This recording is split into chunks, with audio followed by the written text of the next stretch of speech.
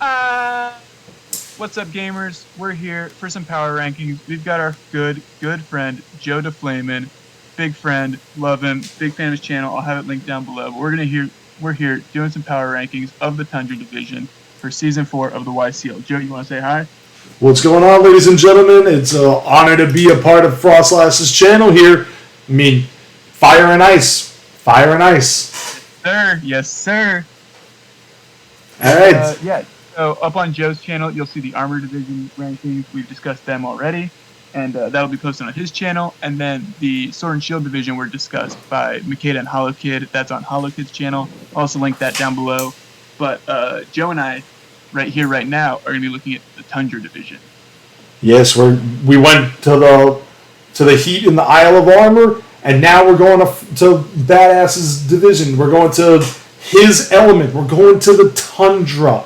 So yes, I hope you pack your parka, because I'm gonna need it. The battle's here not going to be cold, though. We've got some heavy hitters in this division. This is very true. First up, just talking about Sven, I promise. Sven is Sven. We'll start with that.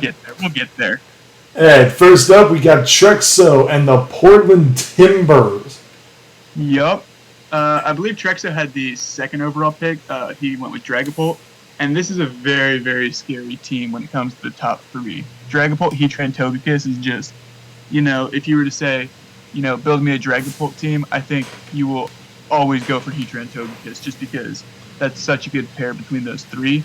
And his team doesn't drop off. He's got the Heracross, Swampert, Miltank, which I think are all very, very solid middle tier Pokemon.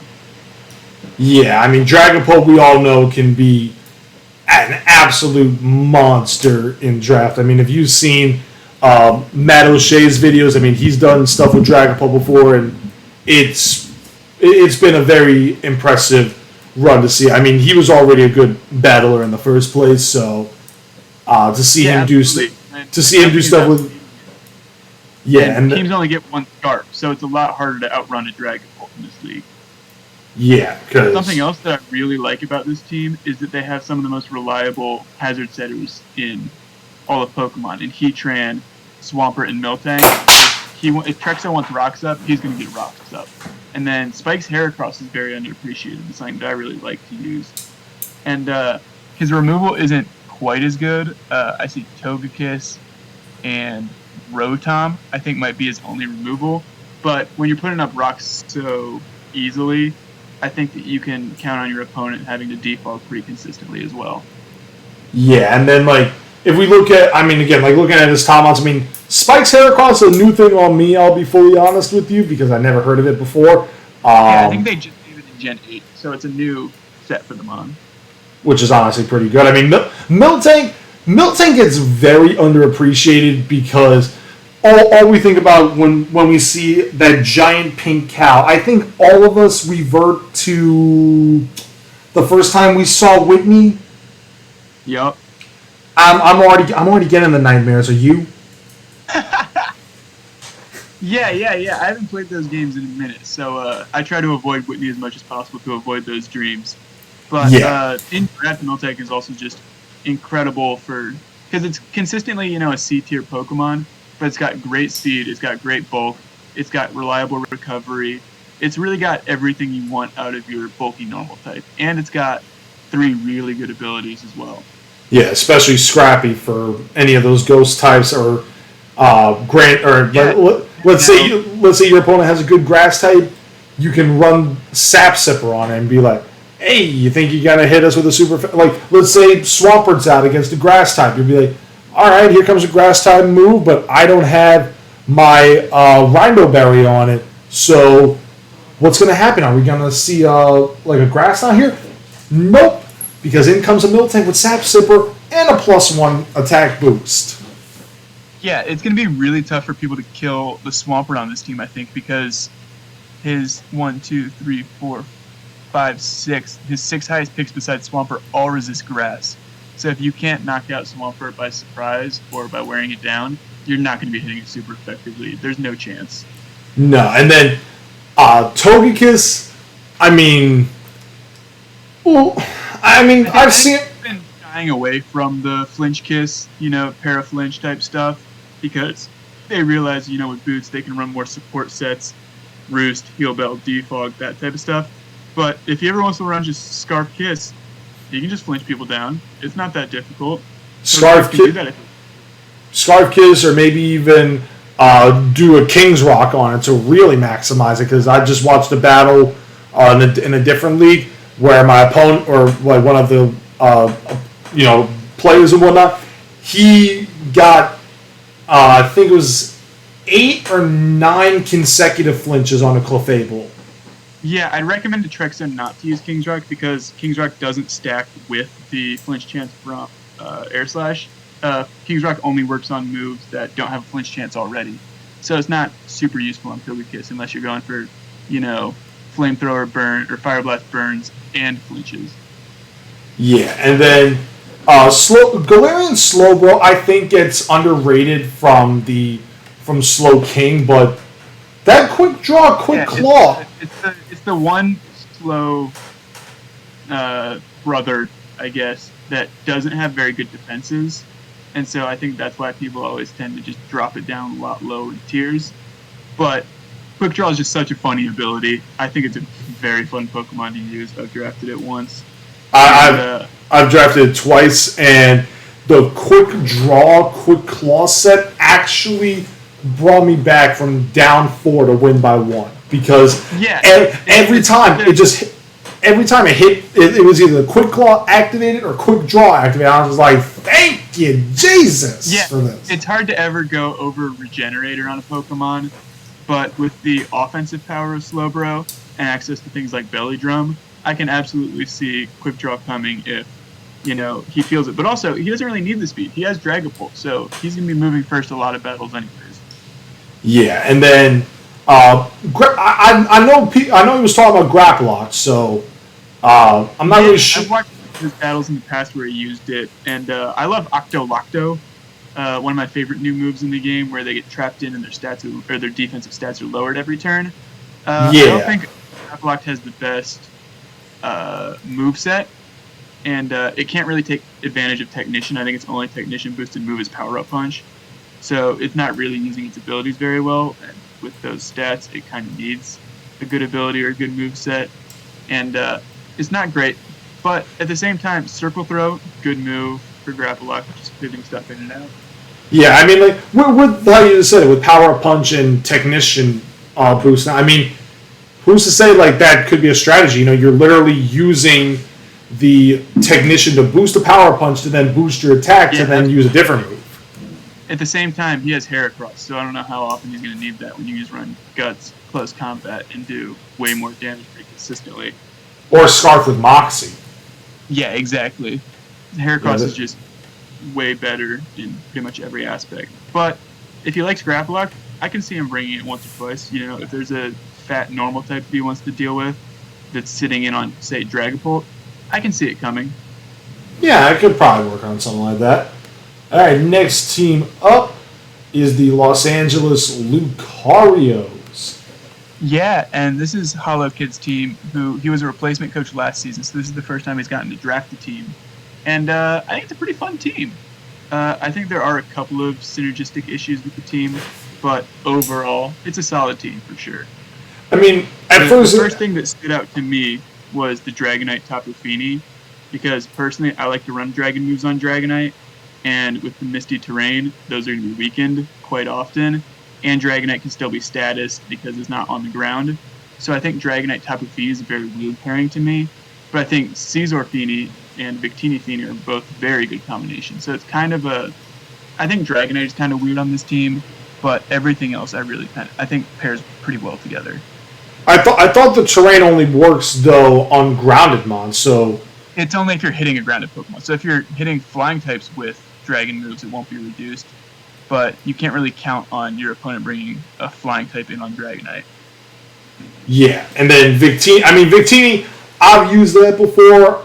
I mean, it's a really good mon that's another thing that I saw with this team, though. Victini and Dragonite both really like to have boots, and they can't both have boots. And so you've got to be bringing default on Feeney or Caesar every single week if you want to bring both of them. And then Lapras as well really needs boots. So I think that could be one issue this team runs into, is that it's going to be hard to figure out which Pokemon they want to put the boots on every week. Yeah, I mean, like, and also, like, with Victini, I mean, when it comes to, hitting with the attacks, if it wasn't for Victini, I would not have beaten Sally in our first ever encounter in the NCP, because a nice blue flare. His rocket enjoyed the blue flare because it blasted it off into space where it belonged. Yeah, exactly. Yeah, and then Umbreon. I mean, Umbreon is literally the defensive Mon of the evolutions. We don't even have to deny that. Yeah, I love Umbreon. I think it's a very, very good Pokemon to draft. I just wish baton passing for Feeney, because Feeney doesn't get reliable recovery. I think that's a very good pairing.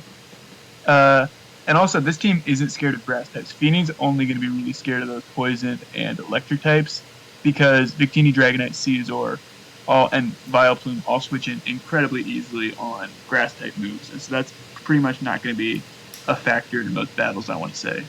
Yeah, I just hope that if Hollow at least does one honorable thing in draft, he doesn't bring the old Umbreon set that literally made people hate the game, where you were toxic, then you would protect, then you would wish, then you'd protect.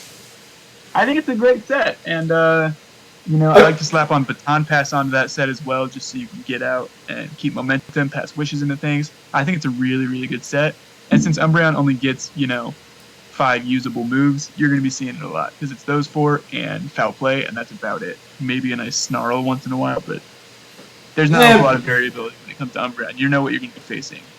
Yeah, and then Heliolisk is not bad. I mean, it gets access to Glare, it gets access to Dragon Tail or Dragon Pulse, one of them. Parabolic is always nice. Yeah, Parabolic Charge is definitely a nice move. I mean, Lapras, we are Lapras of the ice types. I mean, Frostlass is a good mon. I will not deny it. I mean, I have Frostlass in YCL, but Lapras is definitely a good ice type, because it gets a lot of coverage. I do think that ice types in draft, generally, if you're going to draft an ice type, you want to go with an offensive one, because ice types are weak to so many different things that a defensive ice type isn't, going to be useful that often. But I think with the water type, Lapras is solid enough. It's fine. I've lost to Dragon Dance Lapras before, so I'm aware that it can be a problem. But with Tapu Fini, I really don't know how often Lapras is coming, because they both kind of fill the role of bulky water on this team. Yeah, and then Sandaconda, I mean, I've seen people. Sandaconda can't run its, classic rest set if terrain is up. Yeah, Misty terrain. Yeah, exactly. But now, if they change the terrain, though, then that's a different story. Yeah, but they only have the Misty terrain on this team. Yeah, that's what I said. Like if their opponent changes it to like Psychic terrain, you can't or really rely on that. And the same thing with Vileplume. Vileplume loves to go for sleep pattern and that type of stuff. I just think, with this team, they might be bringing telepathy Tapu Fini more than they'd like to admit. Probably, and then Type No with Battle Armor. I mean, it gets access to Parting Shot. It gets access to Crush Claw. I think it gets Iron Head.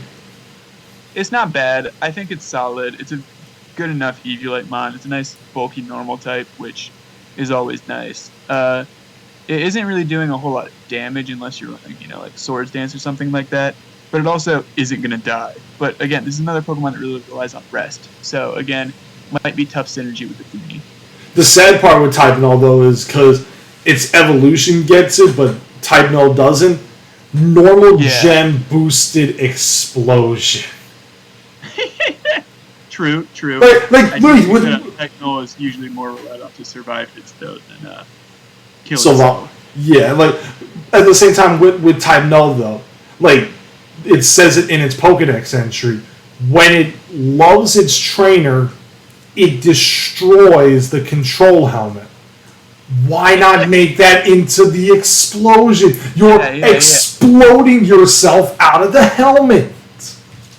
Yeah, so overall with this team, I feel like Tapu Fini is weird on this team, but even if you just never brought Tapu Fini, this would be a really, really strong team with the Victini, Dragonite, Scizor, Umbreon, and then really strong low tiers as well. So I don't think I'm too nervous about that. One thing that I would be nervous of is their speed is not good.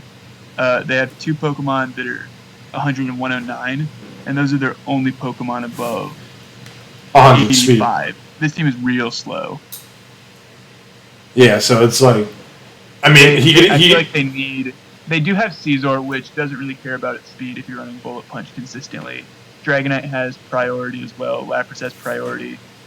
But I still feel like speed could be an issue for this team. Yeah, he could. He could easily run a Trick Room team pretty much all season. Yeah, I don't see a whole lot of Trick Room on this team, if any at all, though. Yeah, maybe he gets it, but that's one of your fast Pokemon, so I don't think that's going to be a thing for him either. True, because also with Trick Room, when it goes up, it automatically takes a turn away. So that's also As much as I'm saying negative things about this team, I do think that it's a really strong team just because the low tiers are really good low tiers. I think Lapras, Sandaconda, Vileplume, and Typenol are all very much worth the picks, especially at the prices they were at, which does allow for a lot of really nice Pokemon in the higher tiers. I just feel like there's a little bit of a lack of synergy and a little bit of lack of speed. True. We'll have to see what he wants to do with his mons. But yeah, next, absolutely. The typing synergy is pretty solid on this team, I'll say. Yeah. Next up, though, is probably the favorite to win the Tundra Division. And I'm not just saying that because... I don't know. My money's on Harry, but we'll get to that. Your money's on Harry? The only reason I say it is because of how much respect he has commanded. And rightfully so. Rightfully so. Ben is in my top 2 easily of all draft league coaches in the world. So, yeah, no surprise if he's the favorite. But also, he's got a stupid team. Who let this man draft Zeraora and Torn? Those are both first-round picks almost every draft.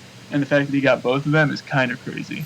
And then he got a somewhat bulky water type in Prim, because Prim can take a lot more hits than most people would think. And then we just alluded to it with Galarian Slowbro. Here's Galarian Slowking.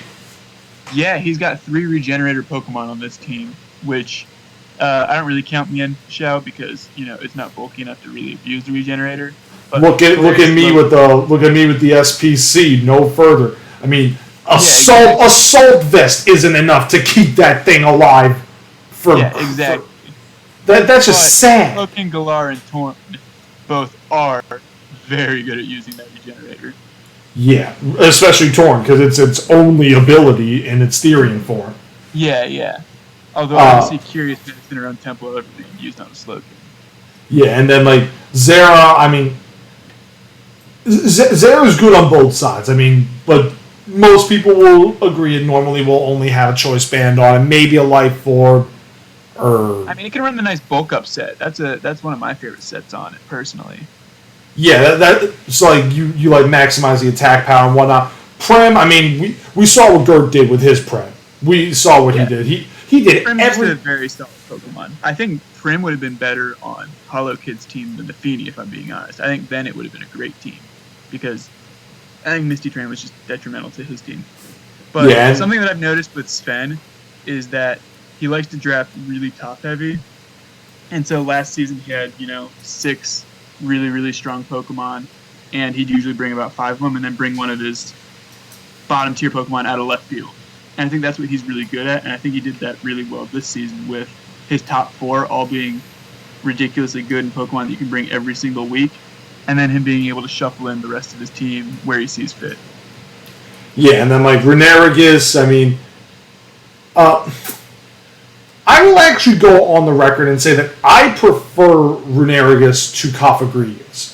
Yes, it gets a couple of extra weaknesses because it adds the ground type, so it adds on the ice weakness, it adds on the grass weakness, and it adds on the water weakness. Yep. But at the same time, I just feel like that extra attack power for Poltergeist is so underrated.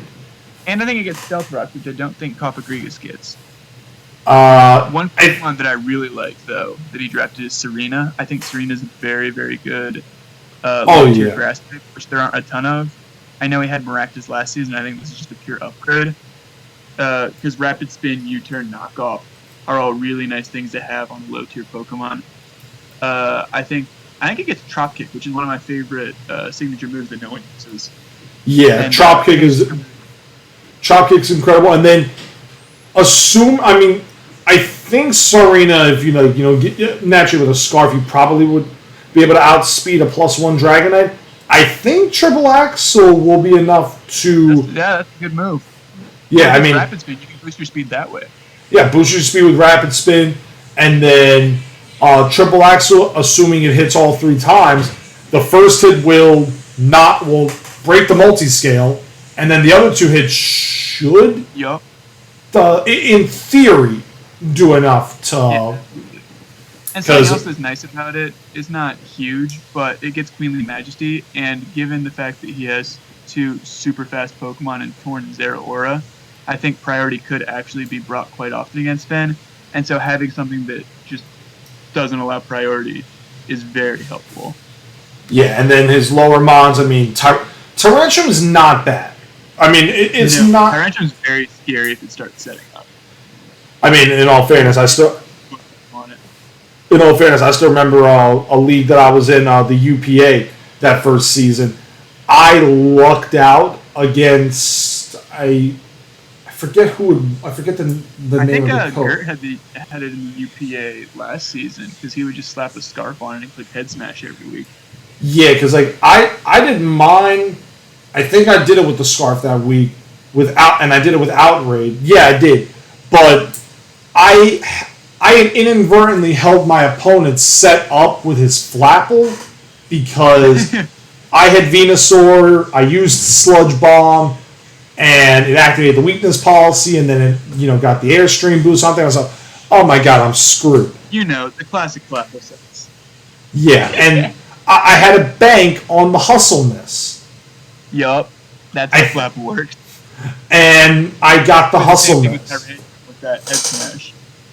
Yeah, and I fortunately got the Hustle Miss, so I was able to win that game, which was very, very nice. And then Berserker as a Steel type, I liked it.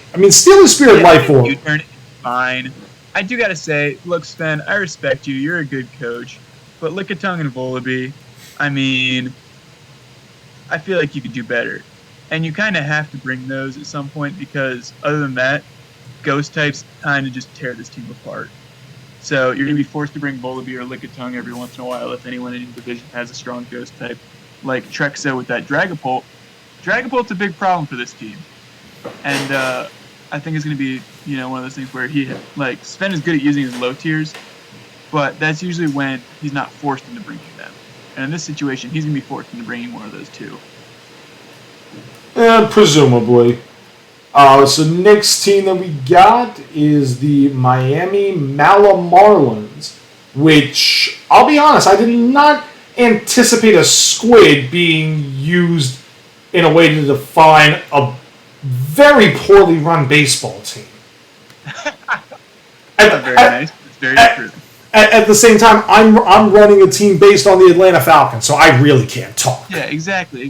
You're not allowed to say too much. I'm familiar with Tone. I've watched his battles for a while, and I think that this is another one of those Fairy Dragon Steel cores that this division just seems to really like. With the Togekiss Heatran Dragapult, this one's now Aegis Life Clefable Garchomp, which when these two teams battle, it's going to be fun because it's basically a mirror match. But I think I like this team even more just because that top 5 is all ridiculously good. Those 5 are coming every single weekend. You just throw on one other Pokemon that he feels like putting on the team. He does have a lot of Pokemon that I don't think are very good, but it's okay because his top 5, even Roserade is the 6th, are all just very, very good Pokemon. Yeah, a Selgor, it's spike support. And also, if he wanted to, against the Dragapult, let's say Dragapult goes for Shadow Ball or something like that, he can go for me first and get the Shadow Ball boosted back on the Dragapult. So that could always be a thing to do. Is me first in this generation? I thought that was one of the removed moves. It might have been. It might have been removed. Yeah, I think it was removed in Gen 8. Let's see though, real quick. I mean, I'm pulling up Bulbapedia right now. Yeah, okay, so it can't be selected about on 4, but definitely a thought that could have been fun. Yeah, Celebor's, it's got 2 sets from what I know, and it's Suicide Spike's lead or Throat Spray Bug Buzz with Unburden. And that's about all it's going to do. But those are both good sets, so I can't really hate on it for a D-tier Pokemon, especially with that speed. Yeah, and God forbid it gets the Unburdened boost. It doesn't need it, but just in case it wants to, it can. Yeah, but nothing will ever outspeed that if it has Unburdened. Oh, no, not at all. Unless you're using priority. That's his only, high-tier speed. His next fastest Pokemon is 105. And so I do think that a lot of fast Pokemon will be able to, outspeed everything on his team, but he has so many good switch-ins to everything that I don't think that's going to be too big of a problem because, Clefable, Aegislash, Mandibuzz are all fantastic defensive Pokemon. Yeah, absolutely. I mean, especially Clefable, a couple of Calm Minds or a couple of Cosmic Powers, maybe a Soft Boiled here and there, and then just Stored Power. He likes to run offensive Clefable with Magic Guard, Life Orb, which is solid. I think that's a very underappreciated set. I do think it might be a bit unnecessary on this team just because Aegislash, Garchomp, and Urshifu all take care of the offense pretty well. But at the same time, when you have Mandibuzz, do you really need any other defensive Pokemon? Not really. But Aegislash, I'll be honest. I did not think that there was going to be a Mon that would ever come close to Metagross in the terms of the Joe DeFlame and Steel type aficionado.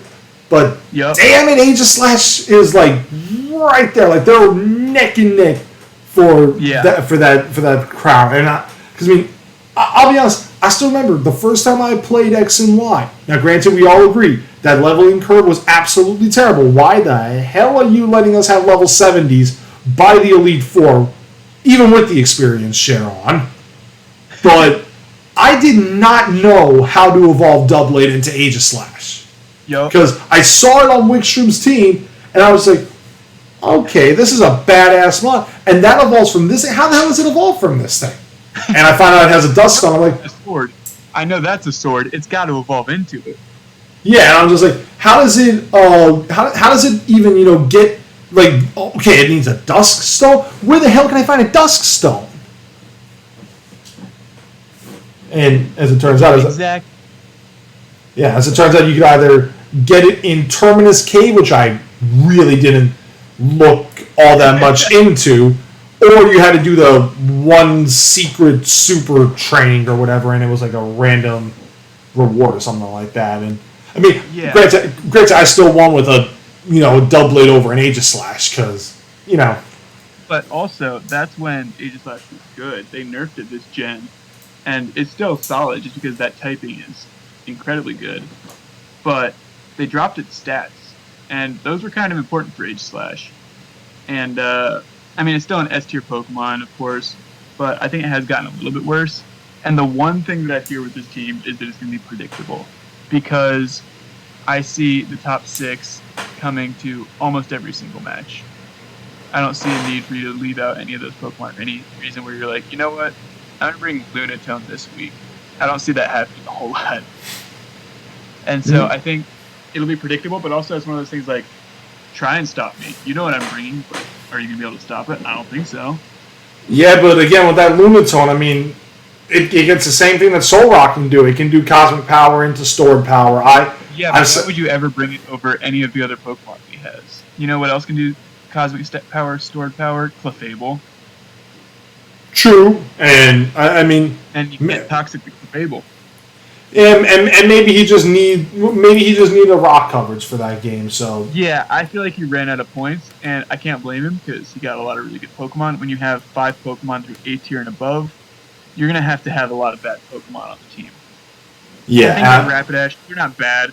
Noctowl isn't awful, but like he's gonna be bringing those top 5 pretty much every week, and I don't see any reason for him to need to deviate. I guess Urshifu doesn't need to come because people are realizing that it's not very good if you just throw, Rocky Helmet on something. But yeah, I mean, it's still an Urshifu at the end of the day. Yes, I mean Urshifu, if it comes and like your opponent is probably gonna have Rocky Helmet, you're probably gonna want to give it protective pads just that way you can keep it around a little bit more. Now that I look at it, though, this team doesn't have a great way to break bulky waters outside of Roserade and like Abomasnow. So those could be a big issue. Like Vaporeon can sit on most of these Pokemon pretty easily, which is why they might have to run offensive and Fable. I don't see anything else besides Roserade that's really hitting water types. Yeah, I'm not seeing anything either, really. I mean, yeah, it doesn't. Although I don't think anyone drafted Dracovish, so I don't know how many people drafted bulky waters, but I think that could just be, kind of an issue for this team going forward.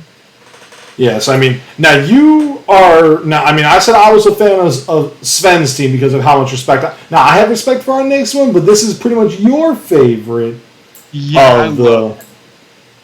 Let's see it. The Cerulean City Mewtwo and Commissioner. We also must preface that is Commissioner Harry, along with the other commissioners of the YCL like Sen and I think there were a couple of others that I'm forgetting about. Yeah, Malte is a commissioner this season as well.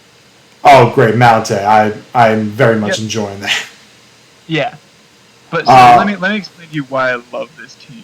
So Harry went in and he said, you know what? I'm just going to get every single pick as a value pick. And I think every single Pokemon that he got across the board was a tier lower than it should have been. He started the draft with Moltres, Excadrill, which were both super undervalued, and they were both Pokemon that I looked at because they were so cheap. I think Moltres easily belongs in B tier, and I would consider drafting it if it was in A tier. And it was all the way down in C tier. Excadrill, not in S tier. That's ridiculous. And just the fact that, that's cheap sand offense right there with Excadrill, Gigalith with an A and a C tier. You don't have to commit a whole lot to it. Sven did the same thing last season, and he got the Excadrill super cheap. And I think Excadrill Moltres is an incredible start to a draft, and he didn't even use any points on it. And then, Pangoro in C tier, definitely undervalued. Azumarill in B tier, undervalued. Porygon 2 in B tier, undervalued. Scolipede in B tier, undervalued. I think everything that he drafted was cheaper than it deserved to be, which means he basically, in my opinion, we were all playing with 940 points. He was playing with 1,000 the way that he drafted. Yeah, because, I'm looking at the team now, and I mean, I can see literally, he's got incredible synergy. Water Fairy and Azumarill, I mean, it could run Sap Sipper against the grass type, thinking that they're trying to get something let's say they want to go after Gigalith with, say, Grass Knot or something like that. Ooh, look, Azumarill, Sap Sipper. But I don't think Azumarill needs. I think this one can run huge power every week because they have a Moltres. They're not scared of grass types. Also true. I mean, and then Gigalith with Sandstream, and then Excadrill with Sand Rush. Although I have seen a couple of people run Sand Force because they respect the base 88 speed on. And Scarf Mold Breaker, another really good one if your opponent has Levitate Pokemon like Weezing. Yeah, and then P2. I mean, let's be real. If there is any non-fully evolved Pokemon on a team, 99% of the time, we know what the item is going to be on that moth. Yeah, Harry kept taking the Pokemon that I wanted, which is kind of funny because we were on opposite ends of the draft. I had the first pick, he had the last pick. But Moltres was one where I never had a chance. I don't care about that one because I figured I wasn't getting it. But P2 is one that I accidentally didn't submit, and he picked it up after that. So I'm a little bit disappointed in that one. But that's just because Porygon 2 is broken and it's a stupid Pokemon, and I hate fighting against it, and I didn't want to have to fight against it. But, yeah, and then I love Pokemon with recovery and teleport, and Porygon 2 is the best at that, in my opinion. The one Pokemon that I think doesn't fit super well on this team is Scolipede. I feel like it tends to run something like, Sash, Boots, and it can't really run Boots when there's a Moltres. It can't really run Sash when there's Sand. And I think it's great Pokemon in general. I love drafting Scolipede. It's one of my most used Pokemon because Toxic Spikes and Spikes are great. Speed Boost is great. Swords Dance is great. And having a Grounded Poison is great. But it just kind of feels weird on this team, and I'm not really sure why. It just doesn't feel like it fits with the team, I guess. I mean, it can help out for like any grass types trying to get the jump on a Azumarill. Again, let's say they bring it. I mean, Bug and Poison. I mean, it can help out with the Fairy type as well. I think it's most helpful for the fighting types that are trying to hit P2 and Excadrill. True. I will say, fighting types rock coverage a little bit scary because his fighting switch-ins are Moltres, Scolipede. Latios can do it, but Latios doesn't want to be switching in on stuff. That's more of a Latios thing. Latios just wants to come and click buttons, which it's very good at. And that's another thing. Latios' biggest fear are steel types because you can't hit him super hard with its stab. But Excadrill destroys steel types, Moltres destroys steel types, Pangoro destroys steel types. So I think that Latios is going to be very scary on this team. Yeah, and then Pangoro, I mean, it can be okay, but the base 58 speed is not the most glamorous. Yeah, but it hits stupid hard, so I think it makes up for it. And the one thing that I was really impressed with was actually the Raichu pickup, because he knows that he can't really pick up an unevolved Pokemon with his E tiers because he has Porygon 2, which is always going to be running Eviolite. And he's going to be bringing most weeks. And so I went with Glaceon and Raichu because those don't need Eviolite. And so he can actually bring those if he needs them. And I think Raichu is a very, very good pick from the E tier with Nuzzle, Volt Switch, just electric moves in general being really good. And this is probably my favorite team across the board in any division. I really like this team. And don't be too surprised that small-sized Gourgeist with all that speed, a Choice Band, and Poltergeist. Yup. I always run the fat ones with Leech Seed just because I like Leech Seed Will-O-Wisp. I think it's incredibly obnoxious. But it gets crazy moves. It gets fire coverage because it's a Jack-o'-lantern. So it can hit all kinds of stuff between Grass, Ghost, and fire coverage. Yeah, I mean, it's definitely an underrated mon, I'll say that, of the Grass Ghosts that were introduced in Kalos. One Pokemon that can run multiple different stats. I think that's just naturally a benefit to any team. Yeah, and then the last team that we got in the Tundra Division, ironically enough, I mean, the Tundra does have a bunch of trees, and in the trees there's wood, so you gotta hammer down the wood. Hinterland, more like Winterland, am I right? Yeah, or Swinter. True. Got to involve Swinter Wonderland. Of course. Or are you a Wummer person? I'm really excited to see this team and how they do because I'm not really familiar with Ballhawk. I haven't seen any of his videos, I don't think. But Lando Eye, Sheer Force Lando Eye, and Tapu Koko with Slowbro Weavile, that top four is ridiculously stacked. Yeah, and then let's say he brings a Snorlax with Gluttony and that Belly Drum set. I mean, because I've seen it before. His team definitely falls off, and the fact that he has 3 normal types is a bit weird to me. But when you have those 4, I don't really think it matters what else you have. Yeah, and I mean, with Snorlax and Drampa, I mean, their main problem is they're just really slow, but yeah, we can't deny that they hit like a tank if they get an opportunity to. Yeah, and I really do like the speed tiers on this team because he does have the Weavile, Tapu Koko, they're super fast, but also the Slowbro Snorlax, they're super slow, and so you can't just set up Trick Room to beat his Koko, Weavile, Landorus, because then you're going to lose to a Snorlax, Drampa, Slowbro combination. I genuinely love the top 4. I think it's incredible that they got all 4 of these Pokemon. Like the fact that Slowbro had to have been a 3rd-round pick. And that's just insane to me, because Slowbro should never last that long. Maybe he picked it earlier, maybe Koko was later. But, his top 4 picks are all easy first-round picks, in my opinion. And the fact that he got all 4 of them is wild. Now, saying that, he has a lot of low-tier Pokemon. And he's got good spikes in Colossal Klefki. I think Klefki is a very good Pokemon. I think he'll be bringing that quite a bit.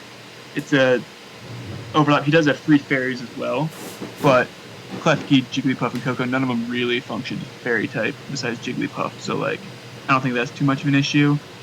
Yeah, I think that people will just prep for his top 4 and then kind of ignore the rest of his team because you have to prep so hard for those 4 that you can't really focus on, the Drampa or the Tangela or the Cramorant, which, to be fair, you don't really need to focus on those a whole lot. But good luck breaking through that core. That's a very offensive core, too, with the Koko Landers, Weavile. Yeah, I mean, and I can see with the Cramorant, just bring the orange bird as a joke one week. Yeah. And I think Snorlax makes a lot of sense on this team because Slowbro is a physical wall through and through, and Snorlax is a special wall all the way through. Now, Slowbro's a lot better than Snorlax, in my opinion, at taking hits consistently. But when you got stuff like Klefki with screens, having a defensive backbone isn't as important. Slowbro is a very good single-mon defensive backbone most of the time. Yeah, and then at least he's got reliable for Colossal to get rid of the rapid spin and whatnot. Lando gets defog. I think Koko gets defog. Yep, and I think Klefki gets defog as well. I have no idea if Cramorant gets it, but I would guess not, because it's a Gen 8 Pokemon, and they hated giving Gen 8 Pokemon good moves. It does get defog. Oh, it does? Nice. Yeah. Drampod, Clef, Lando, and Tapu get defog, and then Colossal gets rapid spin. But yeah, I think that this team is really gonna, in the hazard game, really gonna focus on spikes. I can see Klefki coming a lot, just because I think it's better than most of the other Pokemon down below it. And Colossal, I think, is gonna want to run spikes over rocks for this team quite a bit as well.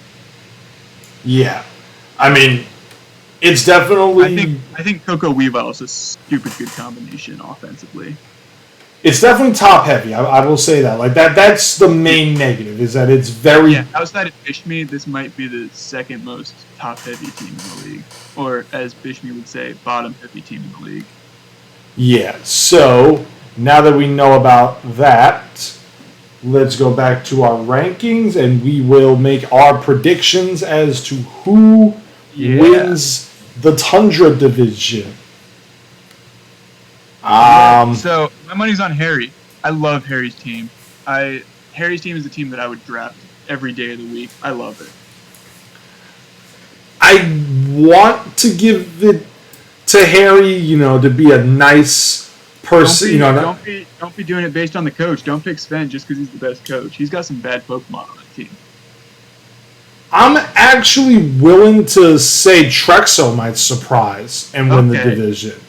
So my thought on that is Trexo and Tone have very similar teams. And so I don't know how I separate the two because their team is just their Fairy Dragon Steel core of their top 3 picks. And I don't know how that works out between the two of them because to me, they're going to be functioning as a very similar team. And so I don't know how the matchup is for, say, Sven, Holokid, Harry, and Ballhawk. But if they've got a good matchup against those types, then that's not just 1 win, but 2 wins. Yeah, and then, like... I think Tone and Trexo have very good teams, but they're so similar in their functionality that I'm not sure how it's going to work. I think we can both agree that Sven and Harry most likely will be in the top 3. It's just a matter of where... Tone and Holokid both have really high CCS scores as well. So this team is very strong in that regard. And I know CCS isn't the best scale of how good a coach is, but that's 4 really high CCS coaches, which is scary for... I'd be worried if I were Ballhawk or Trexo just because, yeah, you can beat them, sure, but there's 4 of them, and that's scary. Yeah, it's. I think this one is probably the toughest division to like Yeah, it's fully a fight. Just looking at it, one of these coaches between Hollow Kid, Sven, Tone, and Harry is guaranteed to miss playoffs. And I think Harry missed playoffs last season. Sven missed playoffs last season. So they're both really not wanting to miss playoffs again. I think Hollow Kid is the only playoff contender from last season, because Trexo, Tone, and Ballhawk are all new to the YCL. So maybe Hollow Kid's the favorite here. He's the reigning playoff contender. True. At the same time, Sven is a previous season champ. Yeah, Sven is just Sven is just Sven. That is how we agree. It's just Sven, which is that you feel bad for anyone in the division, because it doesn't matter how good you are, Sven can always beat you. Yeah, Sven is just Sven. That is the easiest way to define him.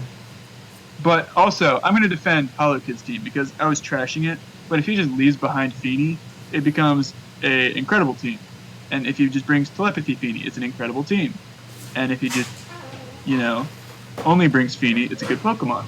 So I think it's a solid team. I just didn't like the synergy on it. But it's very easy to fix that, even with retaining the same Pokemon you have. Yeah, I mean... And that being said, I don't see any teams that I dislike. Because, again, the team that we haven't really been mentioning is Ballhawk's team. And he's got the strongest top 4. A lot of these teams have really good top 3s. He's got the best top 4. And when you've got just a really strong top-heavy team, it can work out. That's what I did last season. And I had 3 S-tier Pokemon and a bunch of low tiers. And it worked out for me. I'm sure it can work out for him as well. Anything is possible in Drively, that's for damn sure.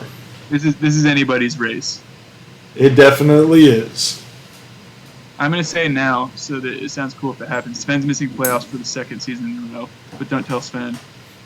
We'll do a hot take alert right there. Sound the siren right there. Hot take alert. Yeah, I'm just looking at these matchups. It might be tough for him. It probably could. I mean, but that's why it's going to be tough for everyone in this league, because the league is very, very good. Yeah, the league is Keep that full. in mind, everyone watch. This isn't the only good division. All the divisions are very good. Yeah, and they can't even see the Sword and the Shield division, so they don't know what to see. Division. That one's trash. I mean, there's a stupid team in there. Yeah, but it's not mine, so you don't have to worry about it. Nah, don't worry about it at all, ladies and gentlemen. They can watch my draft analysis. They'll see that my team isn't that good. Nothing like these 6 teams that we just went over. Yeah, exactly. So, I think that'll do it. Yeah. I think this is a good enough place to end it. I appreciate y'all watching, and remember to go check out Joe's channel for the Armor Division analysis. Check out Hollow Kid's channel for the other 2 divisions. And we'll see you back here for Week 1, which will be posted next Saturday. We're going up against the Dundee Darmanitans and Rory, and you'll want to stick around for that. But thanks for watching, and toodaloo. Later, guys.